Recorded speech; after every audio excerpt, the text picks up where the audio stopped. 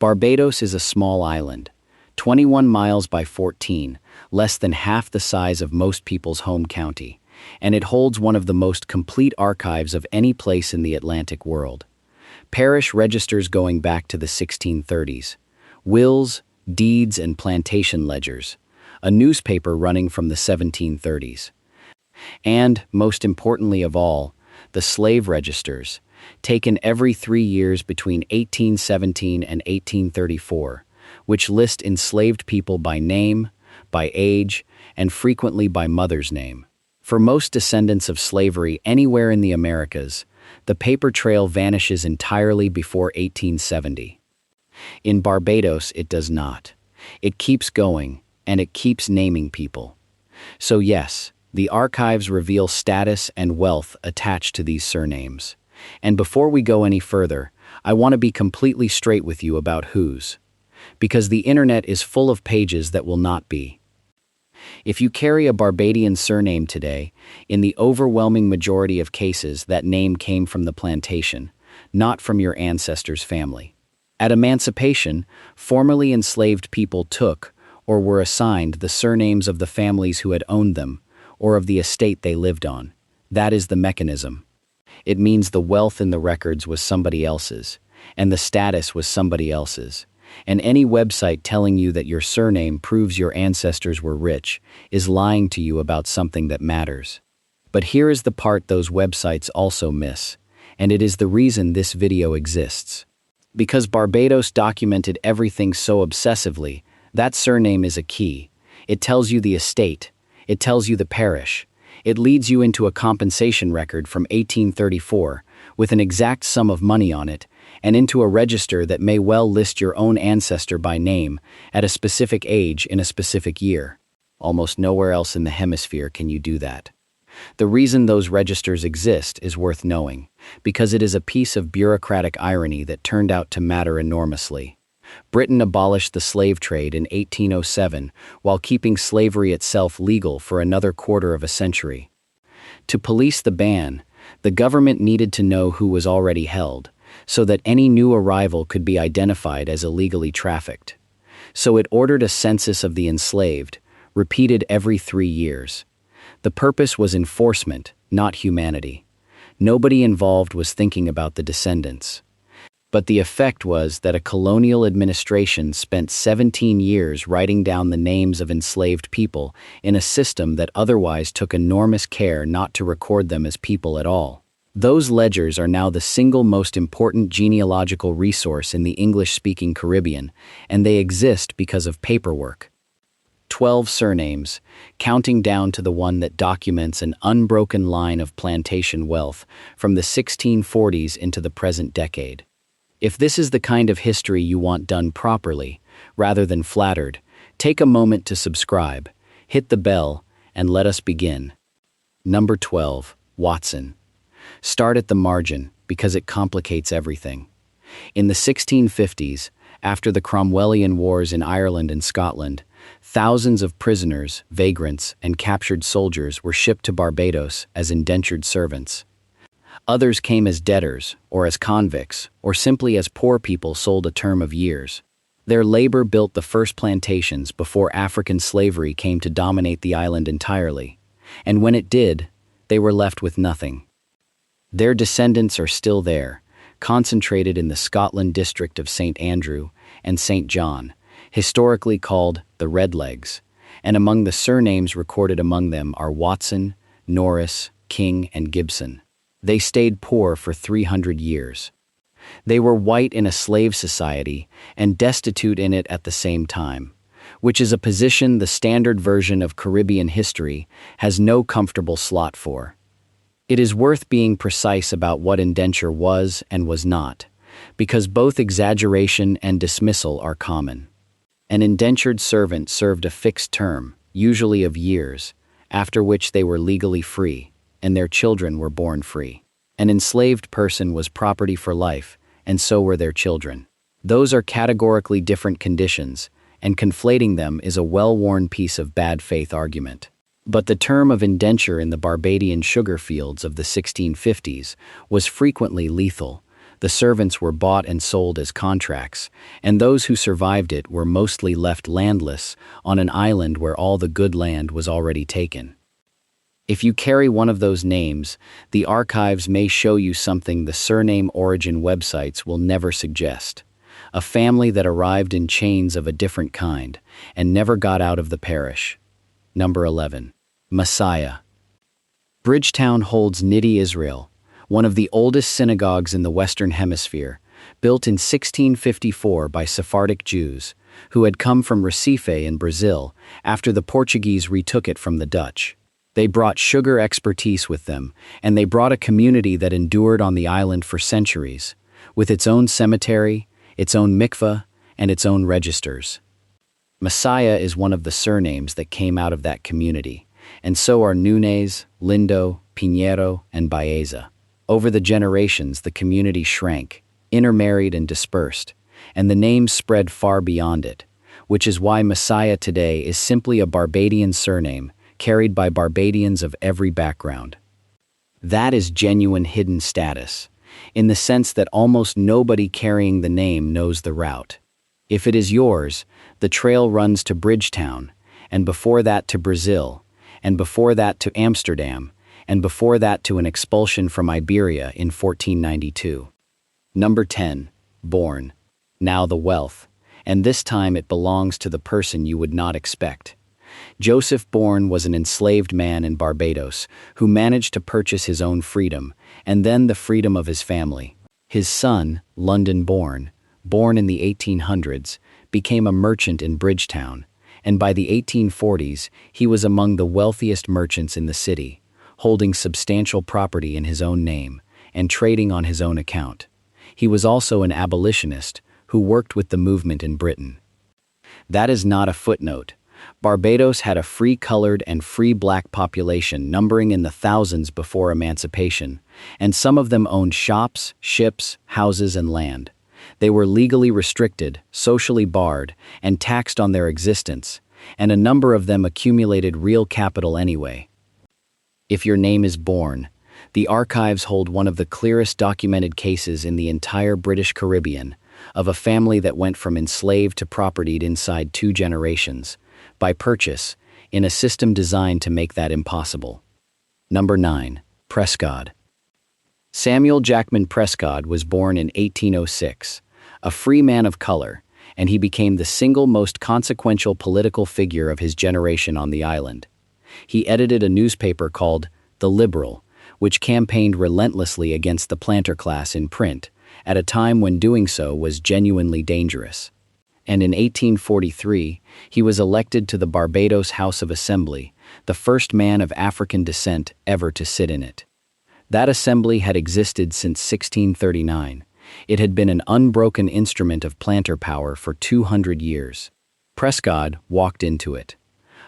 He is now a national hero of Barbados. If Prescott is your surname, the record attached to it is not a plantation ledger. It is a newspaper archive full of a man arguing, in public, in print, against the most powerful people on the island, and winning enough of the time to be remembered. Number 8. Gill. In 1823, a mob of white Barbadians destroyed the Methodist chapel in Bridgetown and drove the missionary off the island, because Methodism was preaching to enslaved people, and the plantocracy understood exactly what that meant. Sarah Ann Gill, a free black woman, kept the congregation going. She held services in her own house. She was threatened, prosecuted, and pressured by the authorities, and she refused to stop, and she kept refusing, until the colonial government in London eventually intervened to protect the right to worship. She is a national hero of Barbados. Gill is a common surname on the island now, and most people carrying it are not descended from her. But it is her name in the record, and what the archives reveal under it is not wealth at all. It is a woman with no legal power holding a line against a mob and an entire colonial establishment, and holding it. Number 7. Fenty. Let us deal with the obvious one honestly, because it is the name that brought a lot of people to this video. Fenty is a Barbadian surname of long standing, appearing in the island's records well before it became internationally famous, and it is carried today by the most globally recognizable Barbadian alive, Robin Rihanna Fenty, who was declared a national hero of Barbados in 2021, on the night the island became a republic. I am not going to tell you that you are related to her, and I am not going to invent a pedigree for the name, because the specific genealogical claims that circulate online about it are not established. What I will tell you is what is true of Fenty and of every name on this list. It appears in the parish registers. It appears in the triennial slave registers between 1817 and 1834. Those documents are digitized and searchable, and if the name is yours, there is a realistic chance of finding an actual ancestor in them with an age beside their name. That is worth more than a coat of arms, and it costs nothing. Number 6. Aline. Now we move to the other side of the ledger, and the names get heavier. The Alains arrived in Barbados in the 1620s, in the first years of English settlement, which makes them one of the founding planter families of the island. They held porters in St. James and property across several parishes, and they were still holding it 2 centuries later. The most notable of them was Sir John Gay Aline, born 1724, who served as Speaker of the House of Assembly for over 30 years. He had a reputation among contemporaries as a comparative reformer, an advocate for improving conditions and for free-colored rights, and he is remembered on the island with a certain warmth. He was also a slave owner for his entire life, and the estate that funded the position was worked by enslaved people.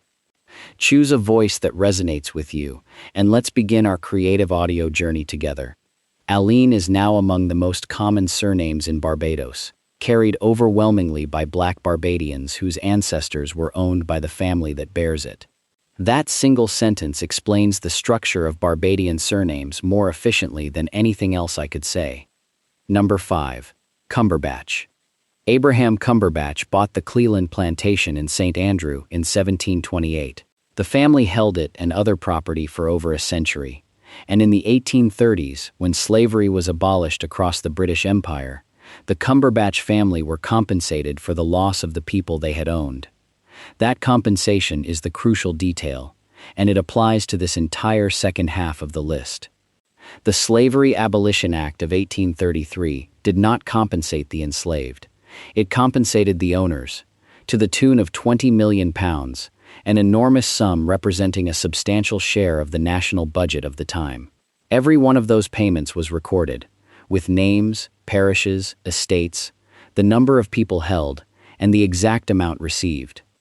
Researchers at University College London compiled the whole thing into a public database, and you can look up a surname in it this afternoon. The Cumberbatch payments are in there. So, as it happens, is the ancestry of the British actor who carries the name today and has spoken publicly about it. If Cumberbatch is your surname, the archives will tell you which estate, in which parish, and how much was paid when the people there were freed. Number 4. Beccles. Beccles is an old Barbadian planter surname, present in the records for centuries, with property and compensation claims attached to it in the usual way. It is also, today, the surname of Sir Hilary Beccles, who is one of the foremost historians of Caribbean slavery in the world, Vice-Chancellor of the University of the West Indies, and Chair of the CARICOM Reparations Commission, the body formally pursuing the case for reparations from the European nations that built their wealth on the region. Sit with the shape of that, the name of a slave-owning family, carried by a Black Barbadian scholar who has spent his career documenting exactly what that family and every family like it did, and who now leads the international effort to make the accounting formal. That is not irony. It is what the naming system produced, and it is happening across the entire island in less visible forms. The people carrying the planters' names are the ones assembling the record of what the planters were. Number 3. Clark and Holder. I am putting these two together because they represent something the individually famous names cannot. Clark and Holder are among the most common surnames in Barbados. They appear everywhere, in every parish, across every part of the population. Both are attached to planter families in the historical record, both appear in compensation claims, and both were taken up by very large numbers of formerly enslaved people at emancipation. And that is precisely why they matter. The commonest names on the island are common, because the estates that generated them were large, and because the people freed from them were many. If your Barbadian surname is one of the ordinary ones rather than one of the famous ones, that is not a disappointing result. It is the actual demographic history of the island, written in the frequency table. It also means the archival work is harder and more rewarding. With a common name, you cannot rely on the surname alone. You need the parish, the estate, and the register, and when you assemble those three things, you get something far better than a surname story. You get a person. Number 2, Codrington. This one is documented so thoroughly and is so difficult that it changed an institution. Christopher Codrington III died in 1710. He was a Barbados-born planter and a former Governor-General of the Leeward Islands, and in his will, he left his Barbadian plantations to the Society for the Propagation of the Gospel in Foreign Parts, a missionary arm of the Church of England, so that the profits could fund a college and a mission. The church accepted the bequest. It therefore owned plantations, and it owned the people on them, for more than a century. Enslaved people on those estates were branded with the word society, marking them as the property of the missionary organization. The college that the money built, Codrington College, still stands in St. John and is still a functioning theological institution, one of the oldest in the Western Hemisphere. In 2006, the Church of England formally apologized for its role in slavery, and the Codrington estates were central to why it had to.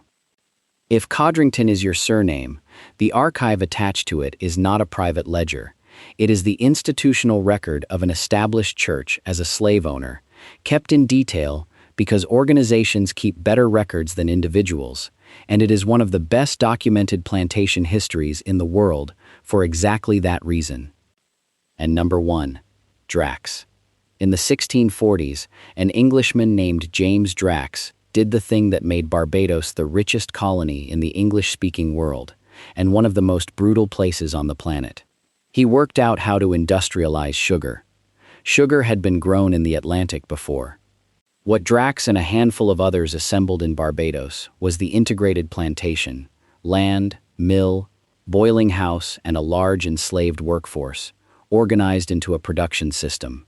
And it worked so profitably that within a few decades, it had been copied across the entire Caribbean and had reoriented the Atlantic slave trade around it.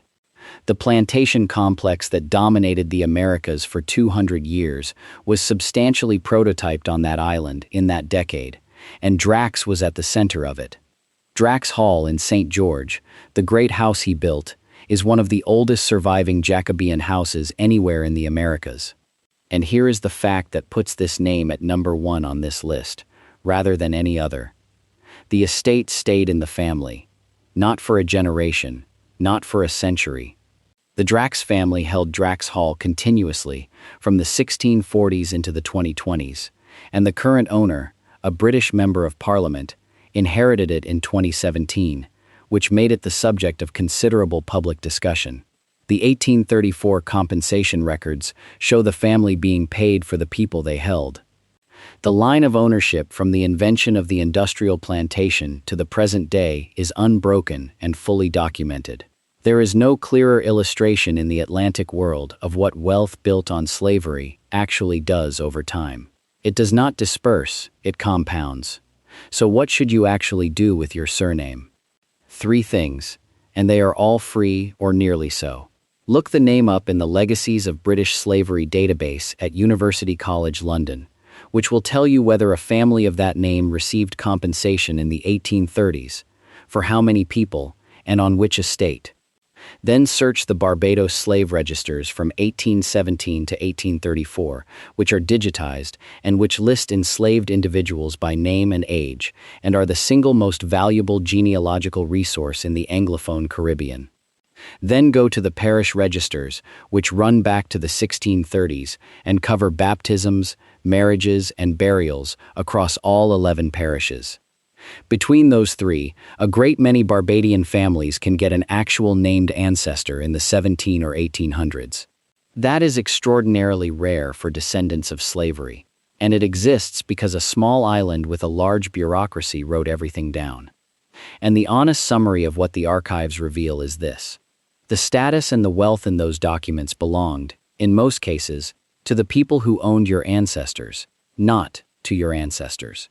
Anyone who packages that as a flattering discovery about your bloodline is misrepresenting it, and the misrepresentation is not harmless, because it turns a record of what was taken into a compliment. What the archives actually give you is better. They give you names, ages, parishes, estates, mothers listed beside children, a trail that most of the diaspora simply does not have, and would give a great deal to have. That is not hidden wealth. It is recovered identity, and it is worth considerably more. Tell me in the comments which surname you carry, and which parish your family comes from. There are people in the comments of these videos who know the estate records better than any book does, and they answer each other. Thank you for spending this time with us. The records are real, they are open, and most of what is in them has never been read by the people it is actually about.